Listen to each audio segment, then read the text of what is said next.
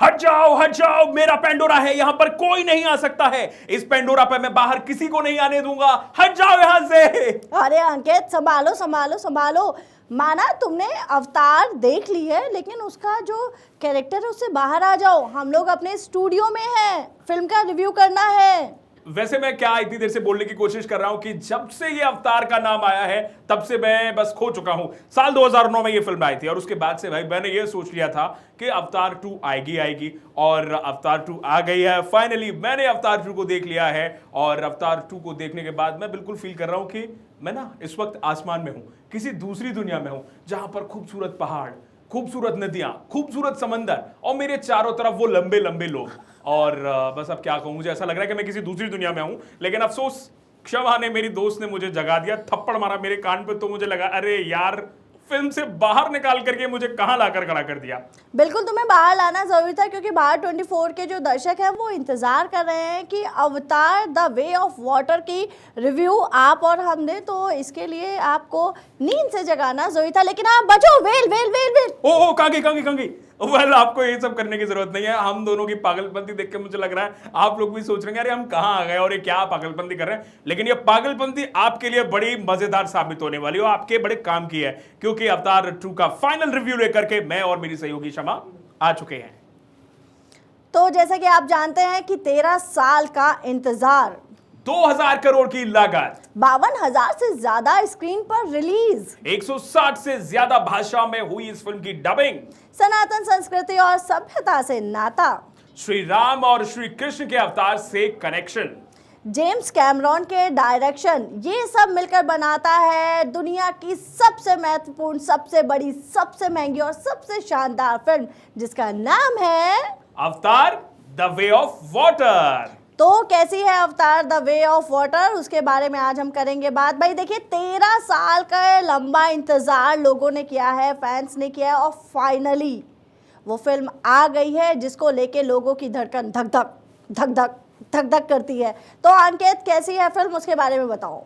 देखिए अवतार 2 को लेकर के मैं, ऐसा लग रहा है शायद मेरा ये रिव्यू ना थोड़ा कम पड़ जाएगा, क्योंकि मैं अवतार का इतना बड़ा फैन हूं, स्पेशली जेम्स कैमरून का मैं इतना बड़ा फैन हूं, क्योंकि जेम्स कैमरून जब भी स्क्रीन पर आए हैं, जब भी अपनी कोई फिल्म लेकर आए हैं, भाई कमाल धमाल हुआ है। फिर चाहे वो टाइटैनिक हो, टर्मिनेटर हो, और जब जेम्स कैमरून की कोई फिल्म आती है तो भाई इंडियन फैंस तो अपने आप बल्ले बल्ले करने लगते हैं। और मैं आज बल्ले बल्ले इसलिए भी आपके सामने कर रहा हूं क्योंकि एक तो मैं अवतार का बहुत बड़ा फैन हूं, ऊपर से मैं जेम्स कैमरून का बहुत बड़ा फैन हूं, क्योंकि वो फाइनली पेंडोरा की उस दुनिया को दिखाने के लिए आए हैं जो इस बार दूसरे रंग ढंग के साथ हमारे सामने आई है। लेकिन इस बार पेंडोरा की दुनिया के साथ साथ कुछ और नजर आएगा। दरअसल इस बार आसमान की ऊंचाई नहीं बल्कि डूबे, बिल्कुल इस बार गहरे समंदर की कलाबाजियां होंगी। देखिए आप देख सकते हैं ना, मैं और शमा इस वक्त कैसे पागलों वाली हरकतें कर रहे हैं, क्योंकि इस बार कहानी जो है समंदर के इर्द गिर्द और हम दोनों के बीच में फासले बहुत है, तो इस फासले के बीच में जो स्टोरी चलती है उसके बारे में कर लेते हैं बात। साल 2009 में रिलीज हुई थी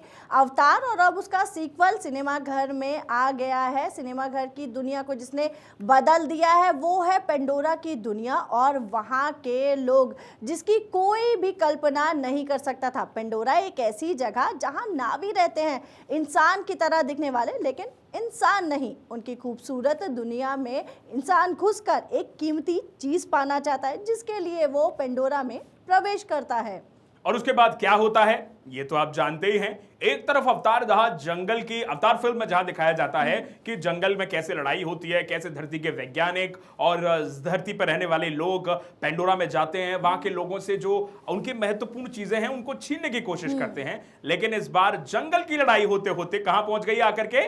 पानी में। बिल्कुल, इस बार अवतार की लड़ाई दिखाई जाती है पानी में, और पानी में क्या क्या होता है ये आपको फिल्म देखने के बाद पता चलेगा। लेकिन पानी के साथ साथ हम बात कर रहे हैं विजुअल इफेक्ट्स की, क्योंकि बार बार पानी का जिक्र हो रहा है, और पानी का जिक्र हम बार बार कर भी इसीलिए रहे हैं क्योंकि इतने शानदार जेम्स कैमरून ने विजुअल आपकी स्क्रीन पर रखे हैं। जब आप फिल्म देखेंगे ना तो लिटरली बता रहा हूं आपको, आप ये खो जाएंगे, लिटरली आप उसमें खो जाएंगे। 3 घंटे 12 मिनट की इस फिल्म को भारत में यूएस सर्टिफिकेट मिला है और इसे भारत में 4000 स्क्रीन में रिलीज किया गया, तो वहीं दुनिया भर में ये फिल्म 52,000 स्क्रीन पर रिलीज की गई है। इसके साथ साथ अंकित, भारत में ये फिल्म 6 भाषा में, तो वहीं दुनिया में 160 भाषाओं में ये फिल्म रिलीज हुई है। देखा, मैं आपसे कह रहा था ना कि भाई ये फिल्म का जादू ही कुछ ऐसा है कि जो भी फैंस हैं अवतार के और जो भी जेम्स कैमरून के काम के फैन हैं वो इस फिल्म को हर भाषा में देखना चाहते हैं। और जेम्स कैमरून के फैन आपको इंग्लिश हिंदी वाले नहीं, कन्नड़, तमिल, तेलुगु, मलयालम, इन सब में मिल जाएंगे। ये तो हमारे देश की भाषाएं हैं, लेकिन दुनिया भर की जो अलग अलग भाषाएं हैं, 160 भाषाएं, ये अपने आप में बहुत बड़ी बात है। फिल्म में किसी की बात करें ना करें, लेकिन क्षमा, हमें डायरेक्टर जेम्स कैमरून की बात जरूर करनी है। और मैं इतनी देर से बोल ही रहा हूं आपको कि जेम्स कैमरून ने ऐसा कर दिया, जेम्स ने ऐसा कर दिया, जेम्स ने ऐसा कर दिया। जेम्स ने क्या किया है? तो चलिए उसके बारे में भी बात कर लेते हैं। देखिए, जेम्स कैमरून एक ऐसे डायरेक्टर हैं जो फिल्म बनाने के लिए काफ़ी वक्त लेते हैं। जब उन्होंने टाइटैनिक बनाई थी, उसके 10 साल बाद उन्होंने अवतार बनाई थी, और अब उन्होंने 13 साल लिए हैं अवतार का सीक्वल यानी अवतार द वे ऑफ वाटर बनाने के लिए। पैंडेमिक के बाद अक्सर फिल्म मेकर्स कहानियों में फैमिली और फैमिलीज की वैल्यूज़ को दिखा रहे हैं। कैमरून ने भी अपनी फिल्म में टेक्नोलॉजी का इस्तेमाल करते हुए परिवार और संसार के प्रति जिम्मेदारियों का गंभीरता से एहसास कराया है। इसके अलावा कैमरून ने पिछली फिल्मों की तरह इस बार भी बेहतरीन विजुअल इफेक्ट्स क्रिएट किए हैं। यह फिल्म टेक्निकली, सच कहूं तो टेक्निकली मील का पत्थर है।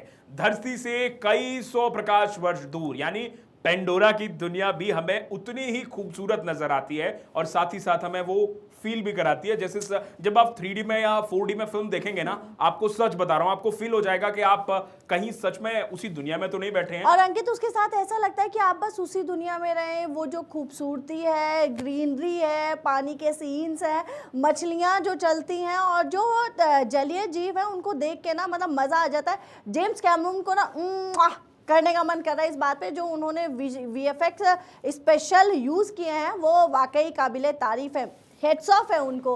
और उसके साथ साथ जेम्स कैमरून की फिल्म में इस बार जो नया और अहम किरदार इंट्रोड्यूस हुआ है वो है पाइकन। अंकित, पाइकन। ओह शिट, डराइए मत। पाइकन दरअसल ये यहाँ पे हमारे स्टूडियो में पाइकन नहीं आया। दरअसल पाइकन फिल्म में एक मछली का नाम है, वेल मछली का नाम है, क्योंकि इस बार कई सारी वेल मछलियों को फिल्म में लाया गया है और उसी में से एक मछली का नाम है पाइकन, जो कि फिल्म के कैरेक्टर की बहुत करीबी बन जाती है। और पूरी कहानी में आपको क्यों बताऊं? पैसे खर्च कीजिए तब जाके पूरी कहानी पता चलेगी। बिल्कुल, हम पूरी कहानी नहीं बताएंगे, लेकिन हाँ ये बताएंगे कि इस फिल्म के जरिए जो लालची लोग हैं और जिनकी विस्तारवादी सोच है, उसको चकनाचूर इस फिल्म ने जरूर किया है। इसके अलावा the way to lead life को अहमियत देते हुए बच्चों पर काफ़ी फोकस किया गया है। एक तरफ जहां माँ बाप बच्चों को टीनेज में बड़े फैसले लेने से रोकते हैं, कतराते हैं, तो वहीं डायरेक्टर जेम्स बॉन्ड ने अपने फिल्म में कहा है, भाई देखो ऐसा बच्चों, तुम्हें जो करना है ना तुम कर लो। बच्चों को जो अहमियत दी गई है इस फिल्म में, चाहे वो फैसले लेने हो या फिर किसी भी कठिन परिस्थिति में